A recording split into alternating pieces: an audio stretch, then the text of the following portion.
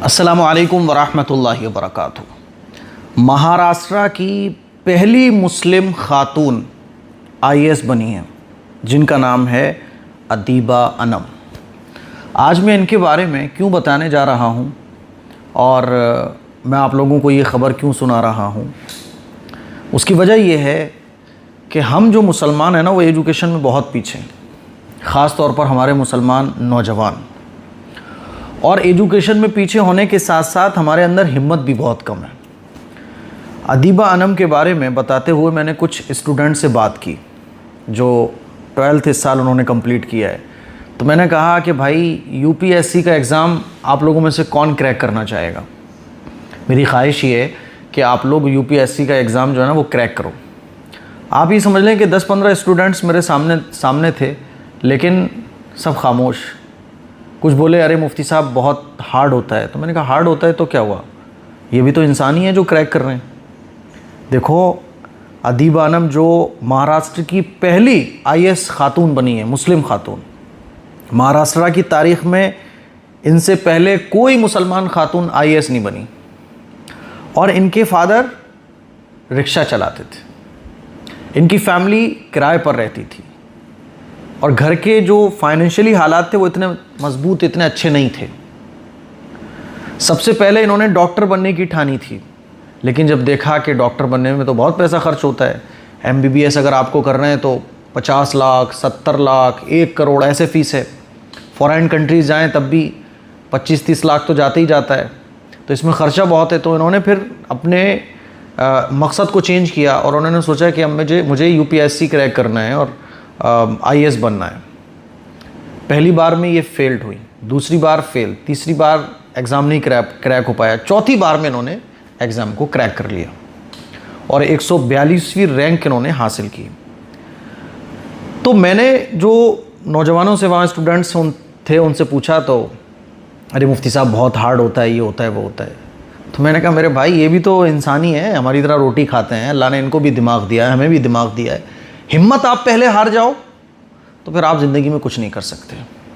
और अगर आपके अंदर हिम्मत हो, चाहे वो काम आपको इम्पॉसिबल लग रहा हो, लेकिन आप ये सोचो कि यार दुनिया के सारे इंसान कर रहे हैं तो मैं भी तो कर सकता हूँ, मैं क्यों नहीं कर सकता। मेरे पास भी ज़बान है, आँखें हैं, मेरे पास भी अल्लाह ने दिमाग दे कर रखा हुआ है। हाँ ठीक है, कोई बहुत शार्प माइंड होता है तो 1 घंटे में काम कर लेगा, लेकिन इसका मतलब ये नहीं कि मैं बिल्कुल नहीं कर पाऊँगा। हम लोग हिम्मत बहुत जल्दी हार जाते हैं। किसी शायर ने क्या खूब कहा है कि अगर हिम्मत करे तो क्या नहीं इंसान के बस में, ये है कम हिम्मती जो बेबसी मालूम होती है। स्टूडेंट्स ये क्यों सोचते हैं कि हम ये नहीं कर सकते। भाई आप सब कुछ कर सकते हो, ये क्यों सोच रहे हो कि आप नहीं कर सकते। जब अदीबा अनम कर सकती हैं तो आप क्यों नहीं कर सकते। मैंने वहाँ स्टूडेंट्स को मोटिवेट किया, ख़ास तौर पर नौजवानों को। लड़कियों के अंदर तो माशाल्लाह जो कुछ जज्बा है वो लड़कियों के अंदर ही कुछ बचा है, दीनी जज्बा भी और दुनिया का जज्बा भी। लड़कों के अंदर डे बाय डे ये चीज़ें कम होती चली जा रही हैं। तो वहाँ मैंने नौजवानों को 10-15 स्टूडेंट्स थे, उनको मैंने मोटिवेट किया। उनमें से तकरीबन 4-6 ने इरादा भी किया कि इंशाल्लाह हम जो है ना वो यूपीएससी का एग्ज़ाम क्रैक करने की कोशिश करेंगे और जाएंगे कुछ आगे तक। अदीबा अनम को मैं सलाम पेश करना चाहता हूँ, अल्लाह ताला से दुआ करता हूँ कि अल्लाह ताला अदीबा अनम को खूब कामयाबी दे। ऑटो ड्राइवर की ये बेटी हैं जिन्होंने महाराष्ट्र की पहली मुस्लिम खातून आईएएस बनने का एज़ाज़ हासिल किया है। और ये पूरी स्क्रीन पे आप ख़बर जब पढ़ेंगे तो आपको पता चलेगा कि अदीबा ने स्ट्रगल जारी रखा। पहली बार, दूसरी बार, तीसरी बार और चौथी बार में इन्होंने इस एग्ज़ाम को पास किया। लोग क्या सोचते हैं, एक बार फेल हो गए तो मायूस हो जाते हैं। मायूस नहीं होना चाहिए। 1 बार, 2 बार, 3 बार अनथक मेहनत और अपनी गलतियों को सुधारना ये बहुत ज़रूरी है। आप अगर स्टूडेंट्स हैं, आप कामयाब होना चाहते हैं, तो पहली बात आपके जहन में ये होना चाहिए कि मैं सब कुछ कर सकता हूँ। ऐसा पॉसिबल ही नहीं है कि मैं इस एग्ज़ाम को क्रैक ना कर पाऊँ, मैं इस एग्ज़ाम में कामयाबी हासिल ना कर पाऊँ, मैं सब कुछ कर सकता हूँ। आप एक बार फेल होते हैं, मायूस होने की ज़रूरत नहीं है। अपनी गलतियों को सुधारिए और नेक्स्ट टाइम के लिए पहले से ज़्यादा मेहनत कीजिए। मायूसी ये बिल्कुल आपके करीब नहीं आना चाहिए। और अदीबा अनम के बारे में जब आप पता करेंगे तो पता चलेगा अनथक इन्होंने मेहनत की है। और इस तरह के जो एग्ज़ाम होते हैं, जो इस तरह के बड़े बड़े एग्ज़ाम में कामयाबी हासिल करते हैं, उन स्टूडेंट्स के बारे में जब आप पता करेंगे तो पता चलेगा कि ये लोग सोशल मीडिया से, नेट से, फालतू चीज़ों से अपने आप को बहुत दूर रखते हैं। आप अपने दिमाग को जितना फालतू चीज़ों से दूर रखोगे उतना आप एजुकेशन में आगे बढ़ते चले जाओगे। तो सोशल मीडिया से, इंटरनेट से दूरी, किताबों से मोहब्बत, जितना टाइम अपना कामयाबी में लगाइए, काम की चीज़ों में लगाइए। हमारे स्टूडेंट्स क्या करते हैं कि इधर मोबाइल रखा होगा, इधर पढ़ाई चल रही होगी, सोशल मीडिया से पूरी तरह से कनेक्टेड होंगे और पढ़ाई भी करने की कोशिश करेंगे। याद रखिएगा, जितने भी इस तरह के कामयाब लोग होते हैं वो सोशल मीडिया से बहुत दूरी रखते हैं, बस काम के लिए, काम की हद तक बस।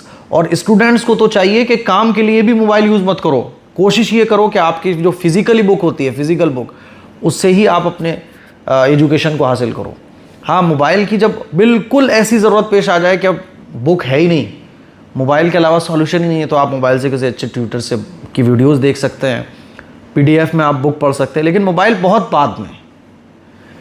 दूसरा, अनथक मेहनत, ये बहुत ज़रूरी है, फालतू चीज़ों से बचना और अनथक मेहनत करना। तो माशाल्लाह अदीबा अनम एक IAS बन गई हैं, हमारे लिए फ़ख्र की बात है। और मुसलमान नौजवानों से मैं कहना चाहूँगा, नौजवान लड़के और लड़कियों से, पढ़ाई के मैदान में आगे बढ़ो, कुछ बन के दिखाओ। जो लोग रिक्शा चला रहे होते हैं ना, कोई रिक्शा चला रहा है, कोई मजदूरी कर रहा है, कोई कुछ काम कर रहा है, तो इनको देख के सोचा करो, अपने आप को मोटिवेट किया करो कि अगर मैं आज नहीं पढ़ा तो हो सकता है इन्हीं में से कोई काम मुझे करना पड़े। अल्लाह ने आपको एक चांस दिया है कि आप अपनी ज़िंदगी को ऐसे भी गुजार सकते हो, ऐसे भी गुजार सकते हो। ज़िंदगी तो गुजरनी है, लेकिन आप अपने आप को मोटिवेट किया करो कि अगर मैं आज नहीं पढ़ा हो सकता है रिक्शा मुझे चलाना पड़ जाए। अल्लाह ने दिमाग दिया, इसको इस्तेमाल करके मैं अपने आप को इस लेवल से हटा के कौम की खिदमत में लगा सकता हूँ, मुल्क के लिए, मिल्लत के लिए कुछ कर सकता हूँ। अदीबा अनम डॉक्टर बनना चाहती थी और इन्होंने लोकल गवर्नमेंट स्कूल से अपनी तालीम हासिल की शुरू की। तो ऐसा नहीं है कि आप अगर कुछ बनना चाहते हैं तो आप बहुत high school, English medium school में ही आपको तालीम हासिल करना पड़ेगी। बंदा अगर कुछ करना चाहे ना तो अल्लाह की मदद आती है। इसलिए मैंने शुरू में जो शेर पढ़ा था कि अगर हिम्मत करे तो क्या नहीं इंसान के बस में, यह है कम हिम्मती जो बेबसी मालूम होती है। हम जो आज पीछे हैं एजुकेशन में, उसकी वजह यह है कि हम कम हिम्मत हैं। फालतू चीज़ों में हमें बहुत मज़ा आता है और काम की चीज़ हम करना नहीं चाहते। तो अदीबा जो है ना माशाल्लाह IAS बन गई हैं। इस सिलसिले में एक सवाल ये भी पूछा जाता है कि ख़वातीन IAS बन सकती हैं।